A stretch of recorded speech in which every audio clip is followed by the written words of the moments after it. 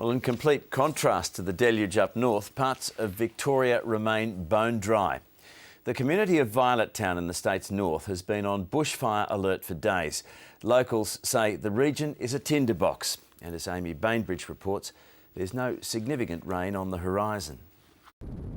Victoria is supposed to be the garden state. Right now, it's anything but. Charlie Crocker has had to buy feed for his stock for the first time since 2008. This paddock we're standing in, it normally has a bit of a green pick through it, but it's not there this year because we simply had no rain. Yeah, it's all in front of us, and it's, you know, if we look at a May autumn break, it's a long way away. The dry spell and constant threat of the Boho Bushfire is taking its toll. Ivan Lister is a rural outreach worker and he's seeing more people than ever stressed about their livelihoods. The dry has a big effect on people because it has a negative conversation. It's normal to be dry in the summer, but not so dry, especially if you're trying to raise, beef or sheep. The Weather Bureau says large parts of the state have received less than 20% of their normal January rainfall, and some parts of central and western Victoria have missed out entirely this month. There's some rain forecast for Gippsland later this week, but for everyone else there's little relief in sight.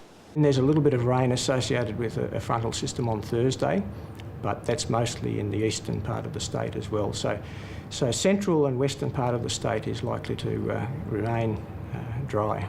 I reckon the last 12 months we wouldn't have had 6 inches of rain. So, we had a very dry spring. Summer's been really dry. And, we're just waiting to see what happens as the season rolls on. The CFA hopes to scale back operations for the Boho fire on Thursday, but the threat won't be over. Potentially another 8 to 10 weeks of this kind of weather. That said, the bush is dry, the grass has been dry for some months, and we would encourage continued vigilance from the public.